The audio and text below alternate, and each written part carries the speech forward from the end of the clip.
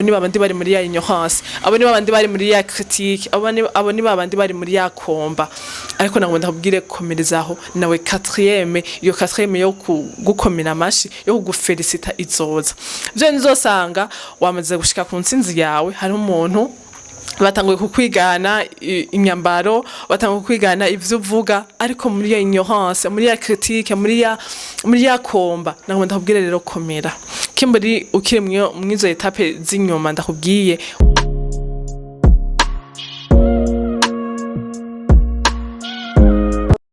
Coucou mes fans, j'espère que vous allez bien. Abafana banje mumeze gute? Mwiriwe canke mwaramutse bivanye naho muherereye. Nubundi ni wamukobwa wanyu Rosette mukunda cyane. Ikaze cyane rero we mufana wanje kuri Host TV. Ndabahaye ikaze cyane canke wowe muntu woba wuguriye Host TV ya mbere, woba ubonye video yanje ya mbere, ndaguhaye ikaze cyane wisange cyane kuri Host TV. Uyu munsi nje kukubwira les 4 phases de la réussite. Ibihe bine vy'intsinzi, ibihe bine bikuganisha ku ntsinzi.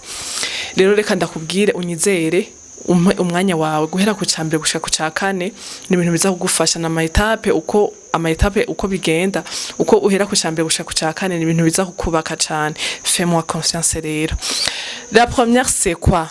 La première c'est on va t'ignorer. Vya bindi bazokora ignorance kuri wewe bazokwirengagiza, ugasanga ufise talent muri wewe, ugasanga ufise projet ushaka gusohora cyangwa ufise rêve ufise ahantu ushaka gushika, ariko nta muntu numwe ariko arabibona ivyo bintu. Ugasanga ufise talent ariko nta muntu numwe ariko arayibona. Vya bindi uzosanga uriko urasaba ubufasha ku muntu agufashe, ariko nta muntu numwe ariko arabibona, nta muntu numwe ariko arabibona, bose bariko barakwirengagiza. Urumva ignorance irababaza. Ignorance irababaza cyane. Ariko nagomba ndakubwira ikintu cyambere uzoshukora, uzokoma induru.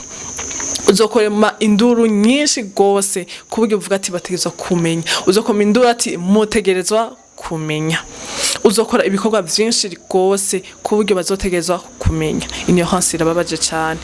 Ariko nagomba ndakubwire yuko ava yuko mbandanya vyose, nagomba ndakubwire nyamba utifuza réussite ya yundi muntu canke réussite ya mugenzi wawe, nagomba ndakubwire ko na réussite yawe iri kure. Kimba kubona yuko ubundi muntu yotsinda bikwaffecta cyane muri wewe, réussite na wewe iri kure.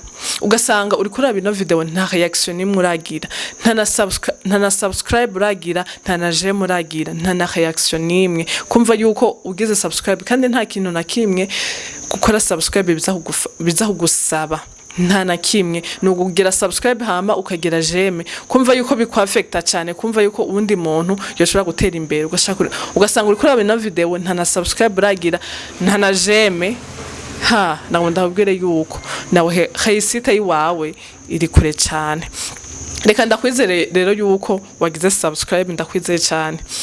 La deuxième c'est quoi? La deuxième c'est on va te critiquer. Bazokora critique kuri wewe. Vya bindi uzosanga bavuga ngo ngene ngo kareha, ngene ngo ari kagufi, ngene gasa, ngene kavyibushe, ngene konze, ibintu ngene nk'ibyo. Critique ntizobura mu bantu. Uko umeze kose, iyo tana yawe uko imeze kose, iyo projet yawe uko imeze kose, critique ntizopfibuze mu bantu. Nta kintu na kimwe uzopfukoze ngo abantu ngo kibashimisha. Umuntu waba wonze, waba uvyibushe aravuga. Umuntu waba wirirwa muhira bavuga kuri kinebwe. Waba ushobora gusohoka ukavuga ati jewe tana yanje ishaka kwimenyekana, baravuga. Nagomba ndabwire ko nta kintu na kimwe uzopfukoze abantu ngo kibashimisha, canke ngo ukore abantu ngo bareke critique zizokwamaho. Ariko nagomba ndabwire yuko izo ni etape zo gutsinda. Nibaze kuri kumwe nanje. La troisième c'est quoi? La troisième c'est on va te combattre. Bazokugwanya. Vya bindi uzosanga nk'umuntu ariko araraba ino video yiwanje kugira vyonyene aze kumviriza, pa kubera ngo iza ngurikira muryohera, ahubwo kubera ariko araraba ibintu vyoshobora ibintu no bandi ko ndavuga ngo bityoza abandi, cyangwa ibintu no bandi ko ndavuga ngo bishobora ngo gutiremukisha abandi, vyonyene kugira abarangwanya. urumva ibintu projet yawe kabari projet sinzi canke tana yawe nagomba ndakubwire yuko ingwano zozo ntizizobura mu bantu bazokugwanya uko bashoboye ivyo bintu uzosanga bariko baravuga ibintu gukora ibintu ngo vy'amanyanga ngo bitemewe n'amategeko kuri projet yawe canke ku mpano yawe guys nagomba ndakubwire yuko bisaba yuko komera habatana iri muri wewe canke projet iri muri wewe bisaba gukomera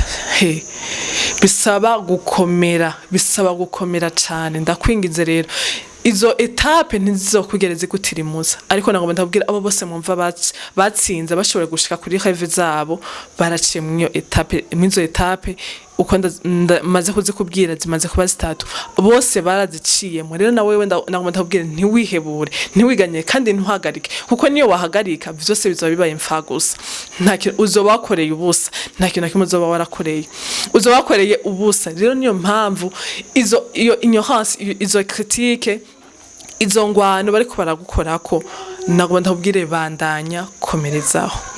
La quatrième c'est quoi? Quatrième rero ni iryoshe cyane ni inaryoshe gose cyane. La quatrième c'est on va t'acclamer bazogukomera amashi bazobati wow bazovuga ati wa mwana wa muntu twakengera vraiment twarabone ko warimwo tana ikomeye twarabona ko warimwo projet ikomeye batangore bakubwira ivyo.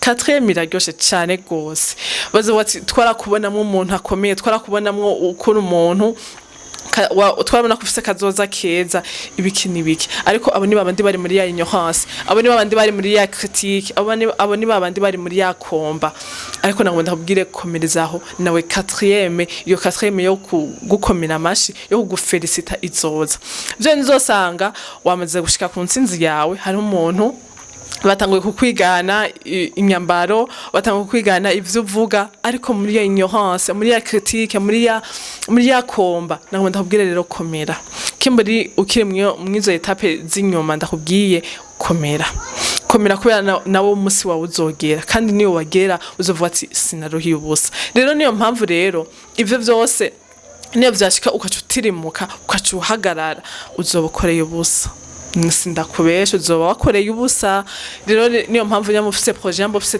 kanaka gumirizaho komerezaho kuko nawo umunsi n'umunsi nawo uzoshika kuko bose barabiciyemo ivyo vyose ndiko ndakubwira bose barabiciyemo ariko barashoboye gushika kuri rêve yabo rero nibaze yuko ibi ndakubwiye byagufashije kandi byakubatse reka ndakubwira yuko nibaze yuko utaza kurengana utagize subscribe canke akajeme duhore muri commentaire mumbwire ingene mu vyumva ingere mwabitahuye ndabakunda cyane yari Host TV n'ubundi wa mukobwa wanyu abakunda cyane ciao ciao.